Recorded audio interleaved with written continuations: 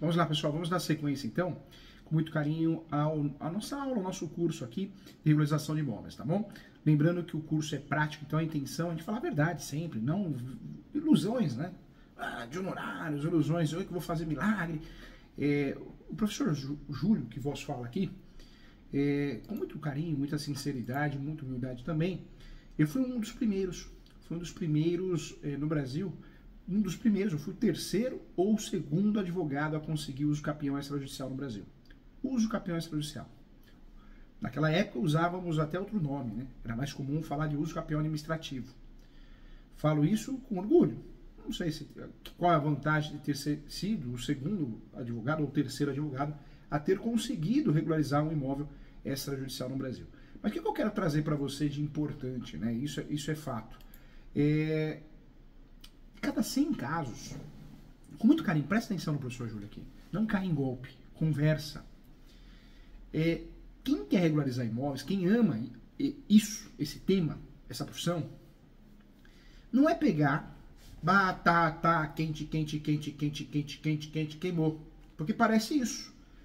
Muitos colegas advogadas, pegam lá um monte de documento e joga na mão do cartório, seja por e-mail, né? Enche lá o e-mail do cartorário, o tabelião, ou o escrevente, normalmente o escrevente, achando que tudo é lindo, lindo, eu consigo fazer advocacia extrajudicial, totalmente milionária.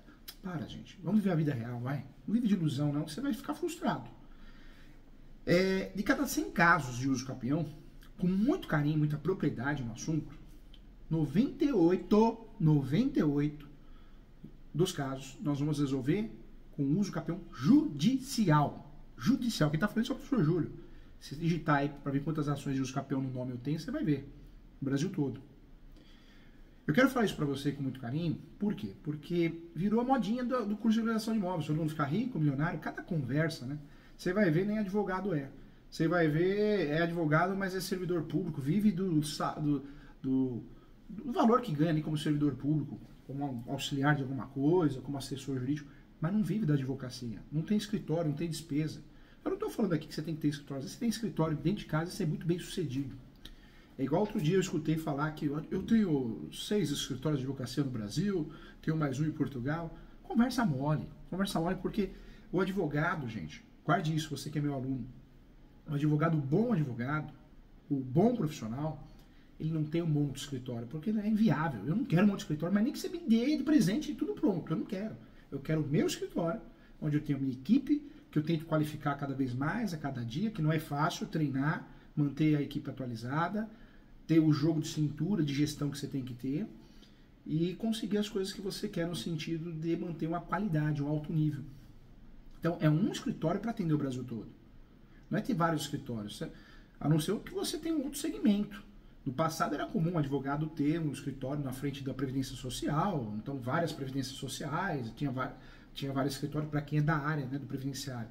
E o mesmo em relação ao trabalhista, né, vários escritórios em frente ao Fórum Trabalhista. Mas isso acabou, gente, isso não existe mais. Tá? Então, quem fala isso e vende um curso caríssimo para você, tentando ostentar, está ostentando errado. Né? Eu falo que seria uma burrice falar um negócio desse ou fazer um negócio desse. Porque ninguém vai atrás de profissionais que tem vários. Eu não quero uma franquia, eu quero um profissional que me atenda bem. Eu quero que ele tenha um escritório só, ele ou ela, mas que me atenda bem. Seja um dentista, seja um médico, seja um contador, seja um advogado. Então, cuidado, tá? Então, muita ilusão nesse mundo atual. Vamos lá, juntos aqui. O que eu quero trazer para você? Então, de cada 100 casos de uso capião, garanto a você, com muita propriedade dos meus livros, com muita propriedade na advocacia que exerço, advogado raiz, que 98 são casos de uso capião judicial. Dos que sobraram 2, um é regularização fundiária, REURB, e o outro é uso capião extrajudicial. Por quê, gente? Porque na regularização de imóveis, através de uso capião, temos vários outros meios. Quando nós falamos de uso capião, o cliente não tem documentos, gente. Não tem. Às vezes ele tem vergonha de pedir para alguém ser testemunha, assinar a declaração. Ele não tem. Ele não tem. Então, cuidado. Cuidado. Quando muitas vezes a situação é muito bonita, talvez é melhor fazer REURB, né, uma regularização fundiária, do que propriamente o uso capião extrajudicial. O uso capião extrajudicial, ele é interessante, mas problemático sim, na sua essência. Nasceu complicado, porque não combina com a cultura do brasileiro. O brasileiro procura o advogado para fazer uso capião, gente, quando tem iminência de perder a posse. Porque tem alguém cutucando, algum parente querendo cobrar aluguel, querendo que ele saia para vender o imóvel. Essa é a realidade. Então já existe litígio, pronto, você já não faz o cartório. Se tem litígio, você já não faz o cartório. Se tem ações possessórias, petitórias, reintegração de posse, manutenção, interdito proibitório, ação reivindicatória. Outro detalhe também, você não faz uso capião no cartório quando não tem documentos. E muitos brasileiros têm a posse, mas não tem documentos. Não passou uma água, uma luz para o nome, não passou, não fez prova. É do brasileiro. Ou o cartório da cidade, ele é conservador, porque o cartório entende, vários cartorários entendem que recebe pouco emolumentos, é muito pouco, o cartório recebe para grande responsabilidade. Então, qualquer situaçãozinha estranha, não, improcedente. Ou melhor, indeferido. E não tem milagre, não tem curso milagroso que vai ser feito, o deferimento do cartório, essa conversa. Essas pessoas que falam essas coisas, gente, você tem que procurar para ver se tem ação no nome, viu? Muita gente que vende curso de valorização de imóveis, nem ação no nome tem, gente. A verdade é essa. Nem ação. Ou tem uns gatos pingados. Aí você acha previdenciário, criminal, trabalhista, qualquer outra coisa. Mas a ação que ele está prometendo, que está vendendo, ele não faz. Então, cuidado. E eu não quero que um aluno meu faça isso com o cliente, porque nós vamos ser honestos de falar a verdade e orientar da forma correta, tá bom? Então, cuidado com isso. Vamos lá. Quando nós falamos de regularização de imóveis, nós temos vários procedimentos. Temos o procedimento judicial, ações judiciais, reintegração de posse, não tem nada a ver. Reintegração de posse é ação para recuperar a posse. Nós estamos falando de ações para regularizar o imóvel. Então tem uso capião judicial, tem ação de indicação de público judicial, tem ação de indicação compulsória judicial, tem ação demarcatória de divisão de terras judicial. Então tem várias ações que eu posso usufruir para regularizar o imóvel, inclusive a obrigação de fazer em alguns casos, ok? Procedimento judicial, primeiro procedimento. Quando eu falo de procedimento extrajudicial, são várias escrituras públicas que eu posso fazer para regularizar o imóvel. Ou algum requerimento. Então eu faço um requerimento diretamente ao cartório. É muito comum que eu faça escritura pública, para depois fazer o requerimento com a escritura pública. Quem faz o requerimento? É o tabelião de notas. Quem faz a escritura pública? Tabelião de notas. Quem faz o requerimento? Muitas vezes é o advogado. Quem faz o registro? O registro é feito pelo cartório de registro de imóveis, tá? O requerimento, o correto é o advogado fazer, mas tem tabelião de notas que oferece serviço sim, porque já fizemos aqui no escritório algumas vezes. Não é todo tabelião que vende esse serviço, né? Esse requerimento, que eu acho bem interessante quando é feito. Normalmente o advogado tem que fazer isso, o advogado. Esse requerimento, inclusive, deve respeitar os requisitos da petição inicial. 319, fato, fundamento, pedido. Outra forma, outro procedimento de regularizar imóveis é também o procedimento administrativo, que muita gente confundia administrativo com extrajudicial. Não, administrativo, eu estou utilizando os entes federativos, União, Estado, Município. Então eu vou utilizar procedimentos junto à prefeitura para regularizar o imóvel. Nome do procedimento? Requerimento, né? Requerimento, REURB, regularização fundiária, ok? Então nós temos 3 procedimentos para regularizar um imóvel no Brasil. Procedimento judicial, extrajudicial e administrativo. Judicial, todos eles eu vou seguir o artigo 319 do Código de Processo Civil, a petição inicial, tudo inicia pela petição inicial, na regularização de imóveis, seja a ação que eu escolhi. No cartório, escritura pública, porque é a escritura pública que vai substituir a ação judicial. E na prefeitura, REURB, via requerimento, eu vou usufruir sim do requerimento com as regras da prefeitura, as regras de regularização fundiária, tá bom? Legal. Vamos lá. Quando nós falamos de regularização de imóveis, então, conforme dando sequência ao nosso estudo, nós temos os serviços notariais e os serviços de registro. São cartórios com atribuições diferentes. Muitos cartórios ficam localizados no mesmo lugar. Aí causa a falsa sensação para o leigo e para o advogado que o cartório faz tudo. Que ele faz registro, faz escritura pública, mas não é não, tá? Na verdade, o que ocorre? A despesa é alta de aluguel. Então, tabelião e registrador, alguns se unem e alugam o mesmo prédio. Eu fico com um andar, você fica com outro. Por isso é na mesma localidade física, mas em andares diferentes. Por isso, normalmente, é muito comum em alguns municípios, algumas cidades, você ter o cartório de registrador e o tabelião de notas no mesmo prédio. Mas são oficiais diferentes, seja ele ou seja ela, ok? E no passado nós temos exceções. No passado nós tivemos cartório muito fraco, com movimento muito fraco, poucas pessoas, né? Então o cartório acaba assumindo 2 funções. Ele é tabelião e registrador. É muito difícil ter isso, mas tem no Brasil. O Brasil é muito grande. Então, o cartório que não paga as contas, na época ocorreu autorização para que o cartório assumisse uma dupla função. Tá? Então, por isso, nós vamos num cartório e às vezes ele pratica ambos os serviços. Mas cuidado, o advogado, a advogada que é especialista não pode ir no cartório errado. Cartório de imóveis sempre o competente, de imóveis, tabelão de notas, é o cartório que eu vou fazer escritura pública, de qualquer coisa, vou fazer procuração, é um cartório que presta outros serviços, tem outras atribuições. Eu falo isso porque a pior coisa que tem é o advogado, a advogada que não é da área ou está iniciando, ele marca com o cliente no cartório errado e o cliente percebe facilmente que não sabe o que está fazendo, ele ou ela, né? Então, cuidado, cada cartório tem a sua atribuição, tá bom? E acontece muito. Então, importante saber que nós temos os serviços notários e os serviços de registros. São prestados, sim, por profissionais do direito, mas cada um na sua alçada, cada um com as suas atribuições, tá? É isso que eu quero dizer.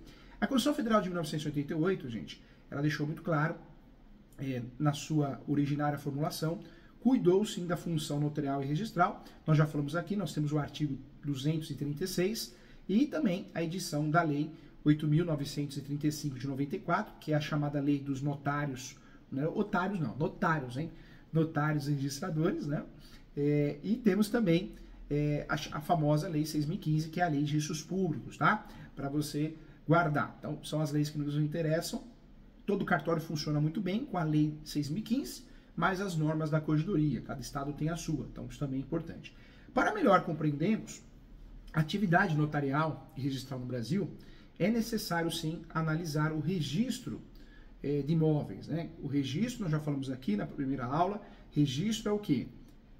O seu nome no cartório de imóveis. Qualquer outro documento, você é possuidor, posseiro, ok?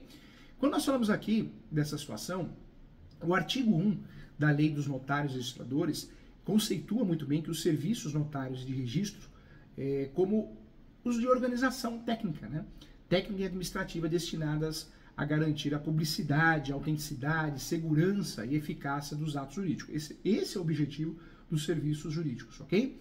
Seguindo esses princípios. A finalidade, que é importante também falar e explicar aqui na nossa aula, dessas atividades é dar efetividade à vontade das partes. Essa é a grande efetividade, objetivo, né, dos cartórios, na prestação de serviço. É gerar a vontade das partes e trazer publicidade aos atos praticados, gerando segurança jurídica. Esse é o grande objetivo. Então, os atos praticados no cartório, tornando mais célere os negócios jurídicos, para que exista uma segurança, né, na esfera pessoal e patrimonial. Uma certa segurança, nunca absoluta, sempre relativa, mas é o melhor dos mundos, é o que nós temos de melhor. É muito melhor você comprar um imóvel registrado, regularizado, do que comprar um imóvel irregular. Eu trago para você também, isso também é importante, além do regulamento básico, né, o sistema jurídico brasileiro prevê também a existência de ofícios, né, ofícios notários e registrais, com leis específicas também. Então nós temos uma regulamentação que é feita pelo Conselho Nacional de Justiça e pela Corregedoria de Justiça, a nível estadual, né, as normas da Corregedoria, como eu tinha falado. Então, importante isso. Veja, cada cartório tem essa atribuição, nós precisamos do serviço do cartório, a parceria é muito importante, mas eu preciso entender sim o que cada cartório faz e faz toda a diferença, né? Então, isso faz toda a diferença para que a gente não erre, né, o nosso serviço. Quando nós falamos aqui de certidões, o que representa uma certidão? A certidão é ideal que ela seja negativa, né? Então, nós temos as transações imobiliárias e a ideia é que as certidões sejam negativas. Certidão serve para quê, professor Júlio? O grande objetivo da certidão é gerar publicidade, segurança. Então, é importante. Quando nós falamos aqui de espécies de certidões, eu quero trazer para você as certidões do cartório de imóveis. Para a regularização de imóveis, eu preciso entender, até para poder entregar para o meu cliente a segurança que ele quer, né? Então, é importante saber. Nós temos vários tipos de certidões, mas as certidões que nos interessam muito e você precisa saber como funcionam essas certidões, para que eu vou solicitar essas certidões, eu quero que você preste atenção aqui. Vamos lá. Vou falar da primeira certidão, tá? Que nos interessa muito na regularização de imóveis, na especialização de regularização de imóveis, que é a certidão inteiro teor. A certidão inteiro teor, também conhecida como certidão, também é um nome utilizado, né? Inteiro teor ou certidão de registro. Ela traz sim, gente, isso é importante para a gente não errar, né? Ela traz sim o texto integral da matrícula do imóvel. Então, é a certidão que faz prova do proprietário, da propriedade. Ela é usada para ter conhecimento de tudo, né? Inclusive todo o histórico do imóvel, esse é o objetivo. Normalmente é usada para lavratura de escritura ou contratos bancários também. Temos que lembrar que toda transação imobiliária acima de 30 salários mínimos tem que ter escritura pública, né, gente? Senão eu não consigo registrar no cartório de imóveis, artigo 108 do Código Civil. Vem comigo aqui, olha só. A próxima certidão que nós temos, que também é importante, o especialista em regularização de imóveis conhecer, é a certidão de ônus. Ônus, também conhecida como a certidão de ônus de ações reais ou pessoais, tá? Também chamada de repercutórias. Essa certidão ela tem o objetivo, ela atesta se há ônus, né, ou ações judiciais constantes na matrícula do imóvel. Então isso é importante. Ela também é exigida para a lavratura de escrituras ou contratos bancários. E essa certidão pode ser negativa ou positiva, conforme o caso também. Mais uma certidão que eu queria trazer para você é a certidão de transcrição. Nós sabemos que a partir de 73, 76, na verdade 76, né? A lei é de 73, mas isso ocorreu a partir de 76 e tem muita confusão em relação a isso. Então, quebrando essa confusão, nós temos a matrícula, é o que temos hoje, mas antes de 76, com a lei de 73, nós tínhamos as transcrições, até hoje tem transcrição. Tem muito cartório que tem transcrição, porque não mexeram no documento antes de 76, mexeram e parou ali, ninguém mexeu a partir de 76, então continuou transcrição, por isso nós temos muitas transcrições. Tem cartório que faz abertura de matrícula através de ofício, né? Porque a matrícula, a transcrição é muito precária, as informações, mas faz, depende do cartório. Mas a transcrição ainda existe. Isso eu equiparo sempre ao CEP, né? E o SIC. CEP é uma coisa, SIC é outra, então cuidado, tá? Quando eu falo de certidão de transcrição, ela serve também para substituir a certidão em inteiro teor da matrícula, caso o imóvel tenha sido registrado no sistema anterior. Ou seja, né, gente, isso é importante também, não foi praticado nenhum ato relativo a ele após o ano de 1976, quando entrou em vigor a vigência da Lei 6.015. Então, importante. Outra certidão que nos interessa muito é a certidão negativa de propriedade, que nega, né, ou afirma que determinada pessoa é proprietária ou não do imóvel registrado. Então, também uma certidão importante, a negativa de propriedade. Nós temos a certidão de quesitos também. O que é a certidão de quesitos? É a certidão que você faz uma pergunta para o cartório e o cartório vai procurar responder. Também é uma certidão que pode ser utilizada e que muita gente desconhece. Outra certidão que nos interessa muito é a certidão quinzenária, que pode ser vintenária ou trintenária. Quinzenária, o próprio nome diz, 15 anos para trás, né? Vintenário, o próprio nome diz, 20 anos para trás. Trintenário, o próprio nome diz, 30 anos para trás. Ela mostra o histórico do imóvel por questões, né, detalhadas dentro da matrícula, ou seja, respectivamente 15, 20 ou 30 anos, é por meio dela que se obtém o conhecimento de toda a cadeia dominical, registral do imóvel e suas mudanças durante esse período. Então, são as certidões que nós usamos muito atualmente para poder provar para o nosso cliente que o imóvel dele está regularizado, o nome está regularizado. Essa é a ideia, tá? Algumas perguntas foram feitas aqui pelos nossos alunos, né? Então, já vou me antecipar que pode ser a sua dúvida também. Uma pergunta que eu gostei, professor Júlio, Rogério, defensor público, fez o nosso curso, está fazendo nosso curso. Quais são os tipos de certidões de imóveis? Então, nós falamos aqui, Rogério, eu respondi a sua pergunta, tá? Para regularizar imóveis, entender o que é regularização, a gente precisa dominar a certidão, senão nós somos um profissional falho, fraco, né? E não podemos ser um profissional, não podemos aceitar isso. Existem vários tipos de certidões que atentam, né, às diferentes propósitos, finalidades, e dentre elas a certidão de inteiro teor, certidão de ônus e ações reais ou ações pessoais repercutórias, certidão de transcrição, certidão negativa de propriedade e a certidão quinzenária, vintenária ou trintenária, tá? Então, importante isso. Mais uma pergunta que eu gostei também, professor Júlio, o que é certidão descritiva de imóvel? Existe mesmo, essa certidão é usado esse nome, né? Não é tão comum, mas é usado. É uma certidão onde é apresentado um memorial descritivo. Lembra da planta, memorial descritivo? Os dois juntos são topografia, né? Então, é uma certidão que é apresentado um memorial descritivo, por isso o nome, certidão de descrição do imóvel. Esse memorial descritivo é apresentado de forma completa das informações do imóvel, e esse documento normalmente é assinado por um profissional habilitado, o ART ou o CREA, né, também conhecido. E várias perguntas, né? Quais são os tipos de certidões, professor Júlio? Então, temos a certidão positiva, que informa que a organização detém pendências, gravames na matrícula, então positivo porque tem alguma coisa, negativo porque não tem nada, né? Não existe pendência junto ao órgão que emitiu a certidão. Já positivo informa que a organização detém pendências, né? A certidão positiva, é uma certidão que tem algum gravame na matrícula. Existe a positiva com efeito negativo. Você já ouviu falar, né? E no curso de regularização de imóveis tem que saber disso. Essa certidão positiva com efeito negativo, o contribuinte ele tem pendências, porém já iniciou o procedimento de regularização, talvez um parcelamento. Então é importante também você saber. Outra pergunta que foi feita que eu achei interessante, eu tinha anotado: professor Júlio, para que serve a certidão? Para gerar publicidade, né? O grande objetivo da certidão é esse, gerar publicidade. A certidão de registro de imóveis, ela serve como prova de propriedade, no caso do imóveis, né? E pode ser usada para transferir a propriedade, obter um empréstimo, resolver qualquer problema, né? Disputas judiciais, legais, ela faz prova, né? São prova. As 5 certidões mais importantes, né, para você usufruir e provar que o imóvel está regularizado, tanto na prefeitura como no cartório de imóveis, é a certidão negativa, né, de débitos fiscais, é importante, essa certidão de regularidade fiscal, a CND, certidão do FGTS, quando eu vou fazer o due diligência, ela é mais usada para isso, INSS, certidão negativa de débitos trabalhistas, aí é mais para o due diligência, que é aquela conjunto de certidões que eu vou fazer pesquisa para poder dar segurança jurídica ao negócio. Mas as certidões que nos interessam, normalmente é a certidão de propriedade atualizada, ela já vai matar o que a gente precisa, provar se o imóvel está ou não está regularizado. Então, essa é a ideia, né? Então, esse assunto é muito interessante, né, gente? É um assunto muito gostoso, muito bacana e tem muita coisa para a gente falar ainda. Eu espero você nas próximas aulas. Um abração e até já.